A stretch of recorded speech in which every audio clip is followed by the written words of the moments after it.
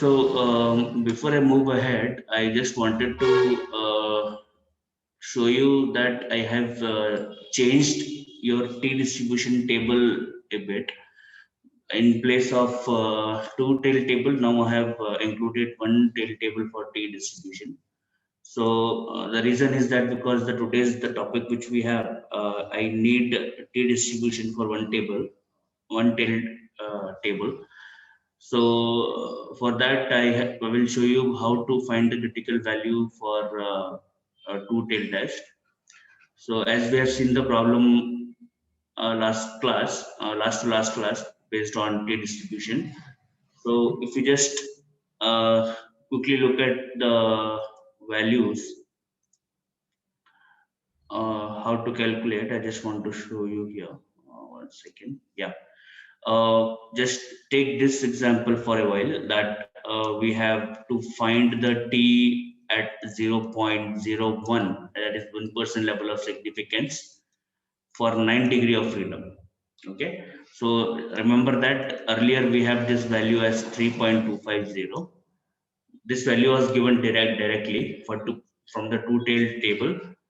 Okay, so now based on the one tail table what I have here, so now I have to find the value of t 0.01 and 9 degree of freedom.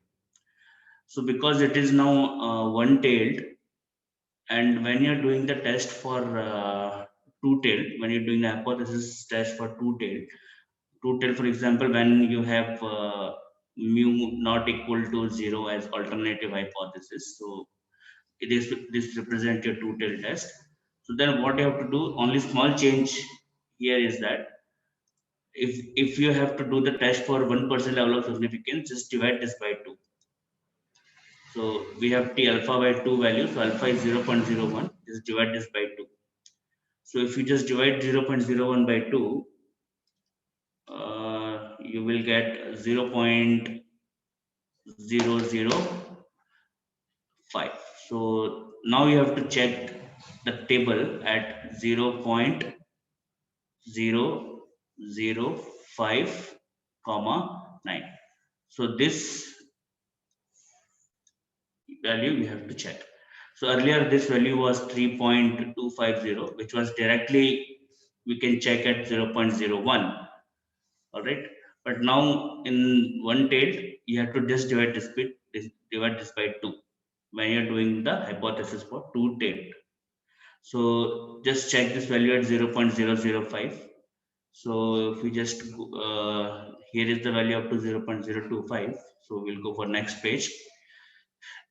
So here we have 0.005, and we have to find the value this at 9 degree of freedom.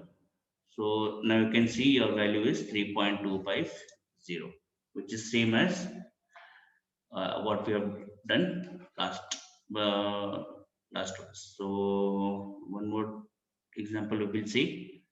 Yeah, here we have the 3.250. So now you can see based on the alternative hypothesis, when you are doing the test for two-tailed,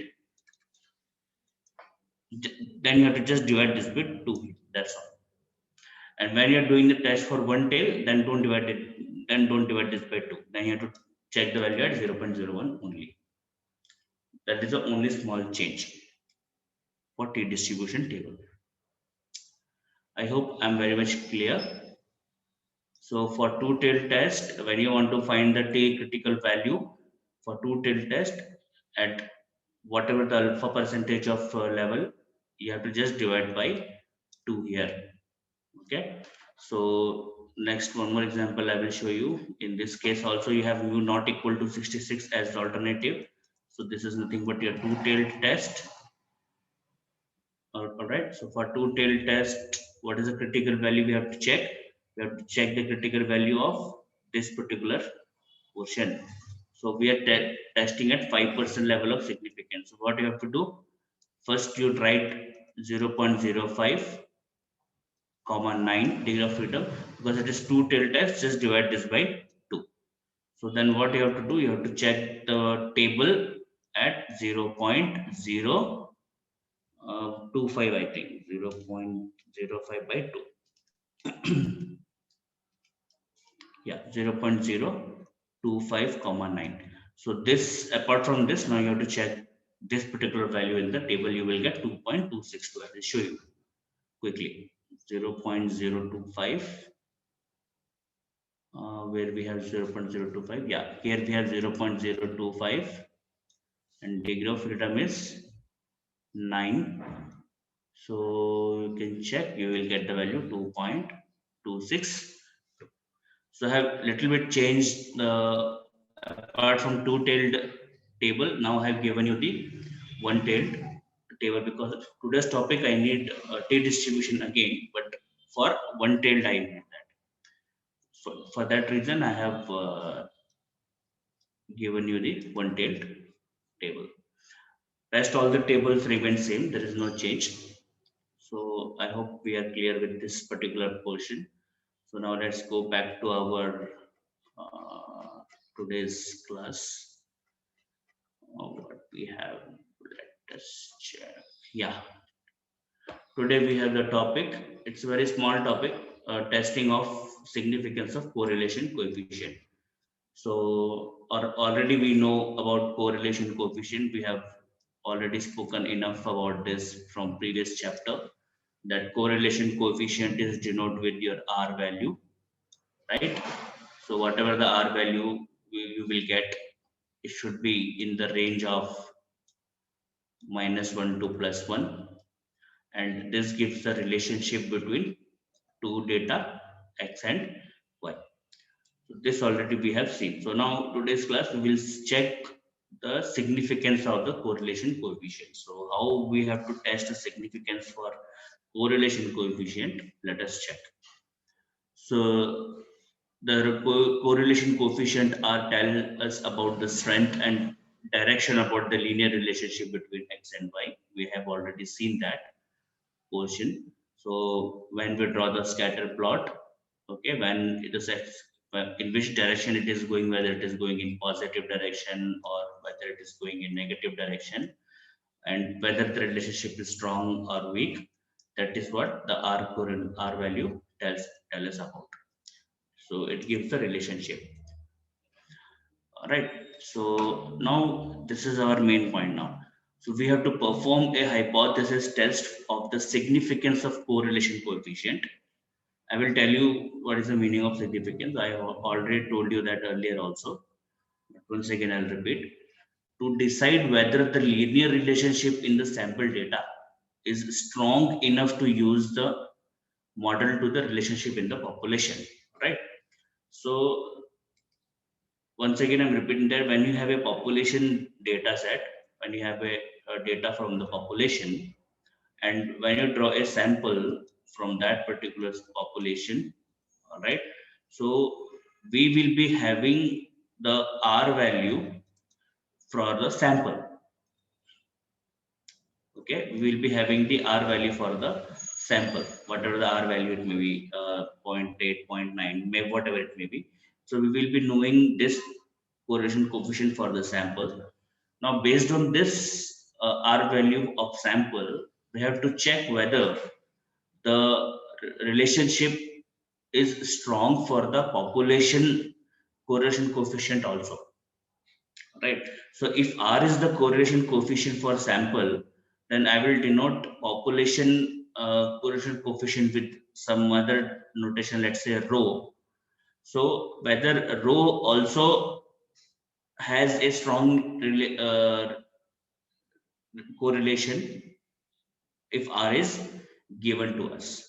So very simple concept here is that if R is given, for example, let's say R is 0.9, this will be for sample. So R is 0.9 represent, it has a very strong correlation, positive and strong correlation. So based on this, can we check, can we conclude that even for the population, do we have a strong relationship? This will be for population correlation coefficient is also strong relationship or not, because we have a data for the population also. Let's say you have 1000 data. Based on that, you may take 20 sample, you may take 25 sample, you may take 10 sample, whatever the sample size you take. For each sample size, you will get different R value. So based on that sample and based on that R value, we will check the significance of population correlation coefficient. This is what we have to test the hypothesis for. Okay, so once again, we will read this statement. We'll perform a test of the significance of correlation coefficient to decide whether the linear relationship in the sample data is strong enough to use the same model, the relationship in the population as well. So the symbol for population correlation coefficient is rho, denoted with rho. All right. So rho is the population correlation coefficient. Rho value will not be knowing. This is unknown to us because population correlation coefficient we don't know. We cannot calculate, but we can calculate the sample correlation coefficient R value. So from population, whatever the sample you take, you can calculate the relationship for that particular sample. So R we can calculate and it is known to us. So the hypothesis test lets us decide whether the value of the population correlation coefficient rho is close to 0 or significantly different from 0. Okay. I have to spend 1 minute time on this statement. We know that earlier, if the R value is in the neighborhood of 0 or if R equal to 0, then we get a scatter plot something like this. It is spread totally around here and there, right? So when it is in this particular case, then we say that there is no correlation or there is no relationship between the data of X and Y, whatever we are checking. Okay, if your R value is very much close to 1, then the relationship of X and Y is very strong because it may be in the positive direction or it may be negative direction, that doesn't matter. But the relationship is very strong because R value is very much close to 1 or in the neighborhood of 1. So this is only, this is what we have to test in the hypothesis, that based on this R value, we will check whether the rho, that is the population correlation coefficient, is close to 0 or significantly different from 0. So what will happen now? Your hypothesis is again fixed in this case, that your rho value is equal to 0. So we will first try to check this hypothesis, which is a standard hypothesis, that your population correlation coefficient is equal to 0. Then your alternative hypothesis becomes rho value is not equal to 0. So I once again repeat, whenever the null hypothesis, always we will formulate with the aim that it should get rejected. So this value should be rejected. It should be in my mind that this hypothesis has to reject. That is why rho is equal to 0 is the null hypothesis. If your H naught got accepted by the hypothesis test, then we can say whatever the R value you have taken is in the neighborhood of 0. For example, 0.3 or 0.2. Because when your R value is in the neighborhood of 0, then definitely your rho value also should be in the neighborhood of 0. So this hypothesis, we will going to check whether your population correlation coefficient is close to 0 or it different from 0. So if your population correlation is not equal to 0, it means automatically you can conclude that you have a very strong correlation for population parameter, because the value should lie in the neighborhood of 1 for strong relationship and value should be in the neighborhood of 0 for weak correlation or almost no correlation. So this is what we're going to check. And how we will going to check that? We will decide this based on the R value. R should be known to us and the sample size should be known to us. All right.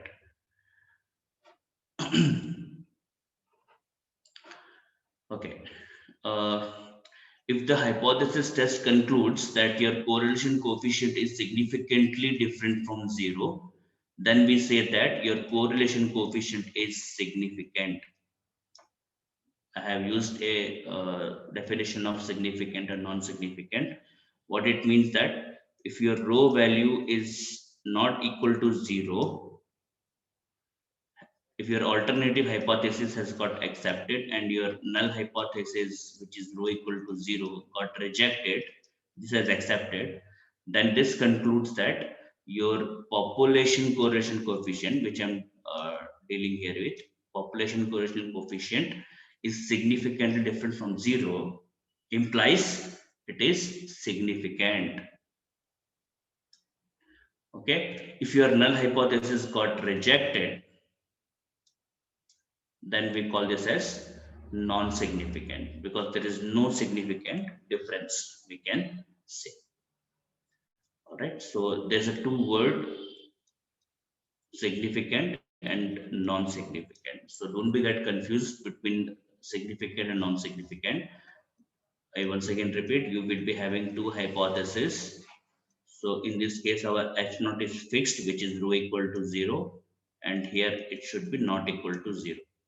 So if your null hypothesis got rejected and alternative hypothesis got accepted, then we can say it is a significant. Whereas if your alternative hypothesis got rejected and a null hypothesis got accepted, then we call that concept as non-significant. Okay.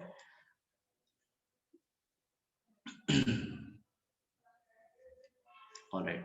So now let us see how to perform this hypothesis. This is all the basic definitions out there. So, okay. How are we going to perform the hypothesis? The null hypothesis is fixed. So we will take rho is equal to 0. Rho represent a population correlation coefficient. So that should be equal to 0. They should be a fixed alternative hypothesis. Now, null hypothesis. The alternative hypothesis become rho not equal to 0. So don't forget that if rho is not equal to 0, then rho can be either greater than 0 or rho can be less than 0.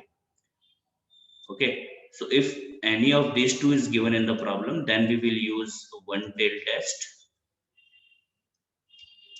If this part is not given, so if only this we are checking, then we will use two tail test. So whenever it is not equal to 0, alternative hypothesis, we are going for two tail test. If it is mentioned in the problem that your population should be greater than that or less than that, then we will go for one tail test. So this part already we have seen. So which formula we are using to test the hypothesis? We will use the t-score, but this will be a different t-score formula in this case. So remember that I should have R value, I should have a sample size value. These two values should be known to me. Okay. So if these two values are known to me, just use this formula, which is your R square root of n minus 2 divided by 1 minus R square under the square root. So you have to calculate this t value, or we can say this is a t-score. Once you calculate this t-score and you have got some value, you have to compare this t-score value with the critical value of the t.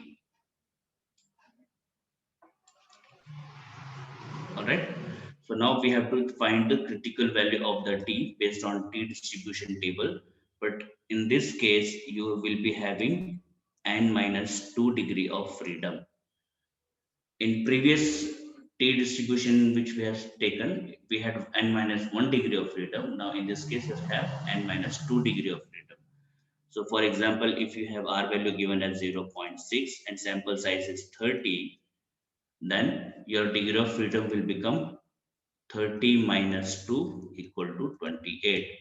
And if you are checking this at 5% level of significance, then you have to check this value at 0.05 comma 28. So this will be a critical value which you have to take from table. But again, I'm repeating, if it is two till test, then you have to divide this with 2. If it is one till test, then don't divide this with 2. That is the only difference. All right. Now, once you have found the critical value of t and you have the value of t score as well, so to reject or accept the null hypothesis, the concept is very much same. If your t score value is greater than the t critical value, if this t value is more than the t critical value, what we will find, then you have to reject the null hypothesis H naught. Otherwise, you have to accept the null hypothesis. So this is the condition to accept or reject the hypothesis. All right. This method which we are using to perform the hypothesis on correlation, this method is called method of critical value. We have one more method called method of p-value. So I'm not using the method of p-value because to find the p-value, I need either Excel sheet or I should have an advanced calculator. Even 991 ES MS also will not work out. So that is why I am not using this concept. For a higher version of the classes, they may use a p-value, but we will stick on to the method of critical value in this case. All right. So let's go to the, again, I have taken the same t distribution table. Okay. So now let us work out some problems. So a correlation coefficient based on a sample size of 18 was computed to be 0.32. So they have already mentioned clearly that it's a correlation coefficient based on sample size.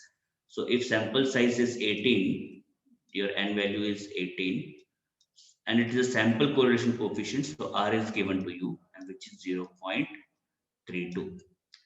So can we conclude at 5% and 1% significance level that the corresponding population correlation coefficient is significantly greater than 0? Please look at the statement what they have asked you. All right. So then what will happen if your null hypothesis is always fixed? So your population correlation coefficient has to be greater than 0, that they have to conclude. So for that, your null hypothesis is fixed, so you have to take rho equal to 0. So this means that your population correlation coefficient is 0. All right. Then your alternative hypothesis becomes what? Significantly greater than 0. They have already mentioned in the problem itself. So in this case, you have rho should be greater than 0. I told you that your alternative hypothesis depends upon what they mentioned in the problem. So they want to check or conclude whether the population correlation coefficient is significantly greater than 0. So that will become your alternative hypothesis. So based on the test now, we will try to check whether your H0 is accepted or H1 is accepted. So to do that, so now it is greater than 0, so I will use one tailed test.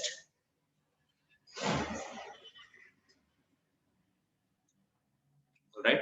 So to perform the one tailed test, now we have to use the t-score value. So what is the t-score value? R into square root of n minus 2 divided by square root of 1 minus r square. All right, this is the formula for t-score.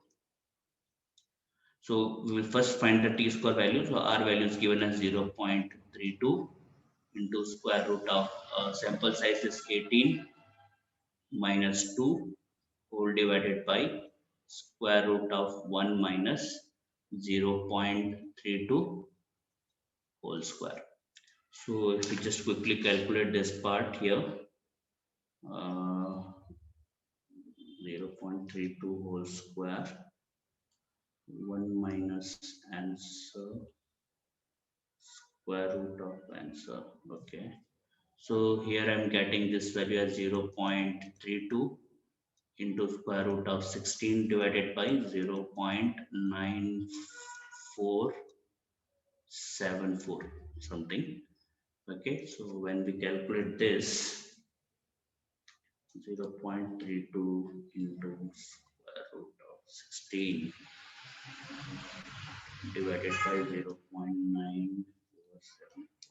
Right, so I'm getting approximately 1.3510. Alright. So this is the value of t score. So now I will find the t critical value. So how to find the t critical value? We are checking this at 5% and 1%. So let us first check at 5%. So this will be t 0.05 comma. For correlation coefficient, you have degree of freedom as n minus 2. So n minus 2 means you have 18 minus 2, 16 is the degree of freedom. And it is one tailed test. So I am not dividing this by 2. We should not divide this by 2. It should be 0.05 value itself. So now let us check what is the value of this. Where is 0.05?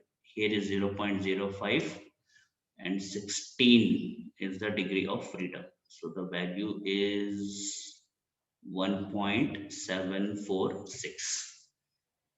All right. So the value is 1.746, or we can take roughly at 1.75. So now you can see that your t score value, your t value or t score value is lesser than the t critical value at 16 degree of freedom. So if it is less than this particular portion, then you have to accept the null hypothesis and you have to reject the alternative hypothesis. It means what? Your alternative hypothesis it got rejected and your H naught is got accepted. So what it means that at 5% level of significance, your population correlation coefficient is what we can conclude is not significantly greater than 0. It is actually equal to 0. It is not differ from 0 at all. That is what it has got concluded. Your population correlation coefficient should be equal to 0, not greater than 0. This is what we have to conclude at the end. So I've already put the answer. Let us run through that. So now you can check. See, if at the 5% level of significance, if H naught has got accepted and H1 has got rejected, then at obviously at 1% also H naught has to accept. So there is no need to check at 1%. If 5% it has got accepted, then 1% automatically it will be accepted. Because if it has got accepted at 95% confidence, then definitely at 99% confidence also it has to accept. So there is no need to calculate. If the hypothesis got rejected at 5%, then go for 1% and check separately. Otherwise, no need to go. So what we can say now, we can say that the population correlation coefficient is not significant. So I once again go and check the definition of non-significant. Yeah. If the test conclude that the correlation coefficient is not significantly different from the 0, it means if rho is equal to 0, we say that the correlation coefficient is not significant. So that is what we have concluded here. So we say that the population correlation coefficient is not significant. Right? If any doubt comes anywhere in between, just put in comment section or raise hand. I will unmute you all. Now let's take the next problem. I have taken the same problem, but I have changed this problem a little bit. Same data, same problem. So just look at the hypothesis what we are going to test. Can we conclude at given level of significance that the corresponding population correlation coefficient is significant, or in other word we can say significantly different from 0. In previously it was mentioned that it should be greater than 0, so we have taken h1 as greater than 0. In this case they have not mentioned, I have not mentioned it. So what will happen? Your h0 will be anywhere rho equal to 0. In this case your h1 becomes not equal to 0, because they have not mentioned that whether it should be greater than 0 or less than 0. So if they are not mentioned, you have to take not equal to 0. So now we are performing two tail tests in this case. So I want to show you the difference between one tail and two tail. That is why I have taken this example with different statement. So again, you have to calculate the t-score. So given data, so again the value of t will be again 1.35 because we have not changed the value of r and n. Now this is important here. Because we are performing two tail test, so at 5% level of significance, what you have to do, you have to first write 0.05 comma the n minus 2. N minus 2 is 16. Because you are performing this at two tail test, you have to divide this with 2. So it means you have to check in the table 0.025 value at 16 level of degree of freedom. This is what we have to check. All right. So if you check this particular part, let us see what is the value we are getting. 0.025 here. This is 0.025 and 16 level of degree of freedom. So value is 2.120. So this we have to take. All right. So we have taken 2.120. So don't forget to divide this with 2 when you're doing the two tail test for t distribution. All right. So again, in this case, you can see your t score value is less than t critical value. So again, in this case also, even in the two tail test case also, your hypothesis H naught is accepted. So if at 5% is accepted, then obviously at 1% also it has to accept. So there is no need to check separately.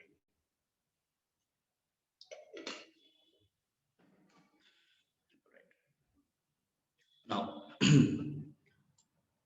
let us look at this next example.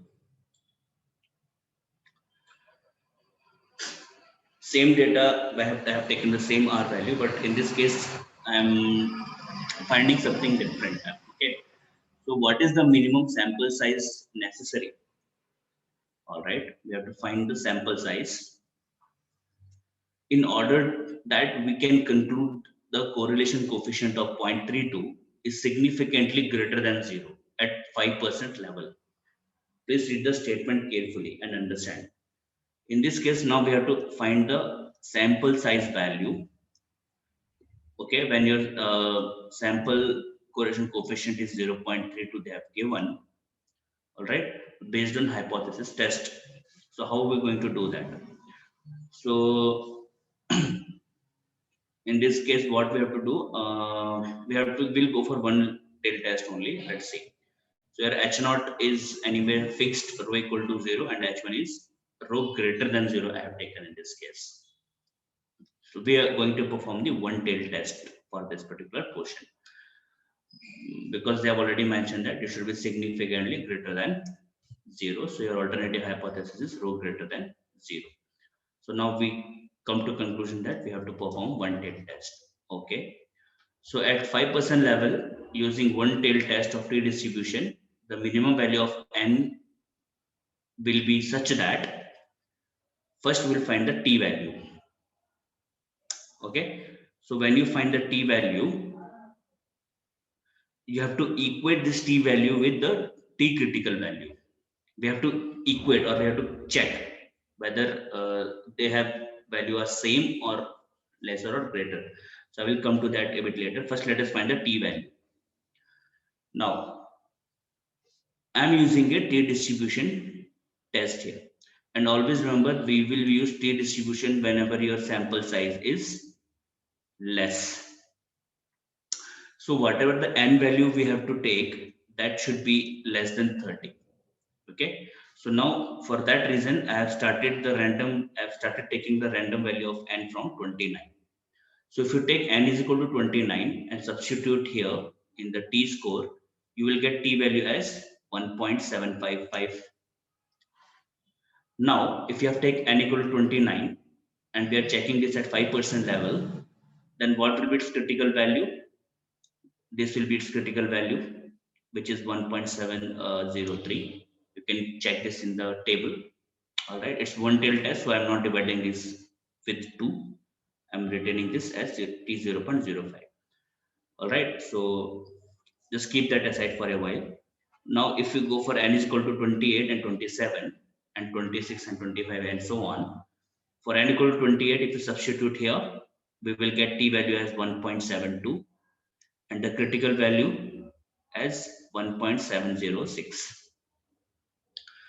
If you go n is equal to 27, your degree of freedom becomes 27 minus 2 becomes 25. So your critical value is 1.708 and your t value when you calculate it is 1.69. Now what you can check from these three values. If you look at for n equal to 29, your t value is greater than your t critical value. Okay, I can put t critical.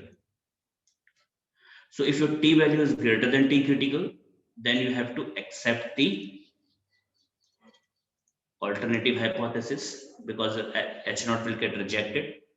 Even for n equal to 29, you can see your t value is greater than t critical. Even in this case also, you have to accept the hypothesis 1. But whereas for n equal to 27, your t value is lesser than t critical. So in this case, we have to reject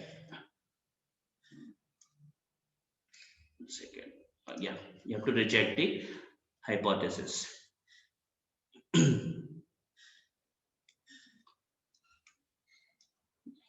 Second.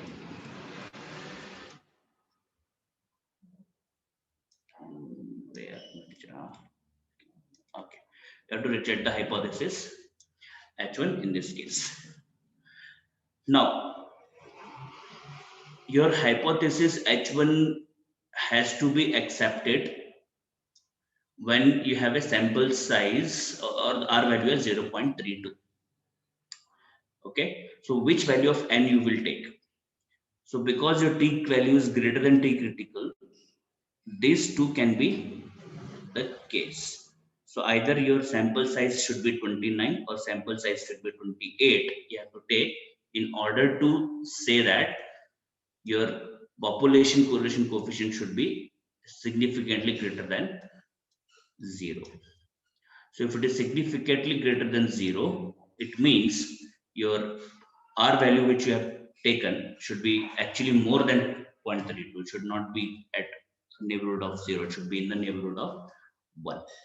So if that will be the case, then you must take sample sizes 28 or 29. 27 or below that value will not come into picture. So that is what I have concluded here. So in order to say rho greater than 0, t must be greater than t critical value. So n equal to 29 or 28 will be the minimum sample size you have to take. So that is the conclusion here after the hypothesis test. This is another problem, similar problem of thing. So there was some random data of husband and wife age in which the sample of correlation based on n equal to 170 couples is taken as 0.939. You can say your R value is in the neighborhood of 1. It means the relationship of age between husband and wife is very strong. It has a very strong correlation. Anyway, so at 5% level, can we conclude that there is a significant linear relationship between a husband age and his wife? statement is a bit different. So linear relationship means if you have husband and wife data, if X is the husband data and Y is the wife data, age of wife, we can say. So if you want to say that it has a linear relationship, then your row value should also be in the neighborhood of 1.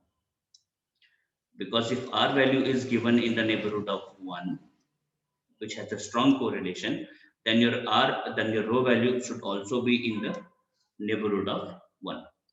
This should be true, hold true. So to test that, our alternative hypothesis is anyway fixed and H1 should be not equal to 0. So they have not mentioned whether it should be greater or lesser. So we will go for two-tailed test. So at 5% level of significance, again we use the t-score. So find the t value. I'm getting t value as 35.39. So at 5% level of significance, you have to just divide the 0.05 by 2, and n minus 2 is the degree of freedom. So our hypothesis is 170 sample size. So 170 becomes 168. So this value, I just want to show you here. You can see here the value is only given up to 120, and after that it has mentioned infinity. So after 120, whatever the value you have to take, you have to take the infinity value only. So 0.025 at infinity, the value is 1.960. You can see here. So this value we have taken here. 1.960. So now you can see that your t value is greater than t critical value. So we have to reject the hypothesis H0 and we have to accept the H1. So it means if your R value is given in the neighborhood of 1, it means if this shows it has a strong relationship, then definitely your row should also have a strong relationship. So now H1 has got accepted, so that the row is not equal to 0. It means it is not in the neighborhood of 0. So then obviously your row should be in the neighborhood of 1, because we have accepted the alternative hypothesis.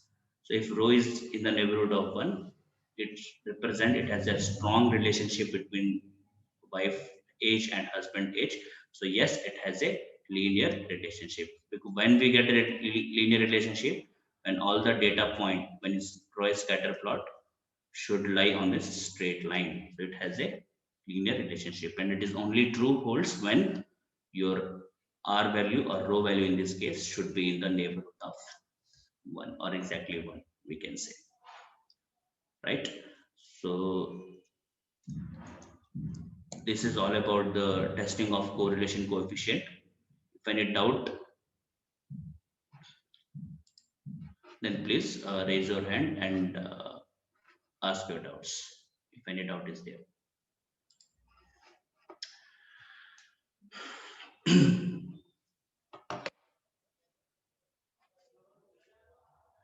I'm launching the poll. By the time you can ask doubts if anyone has.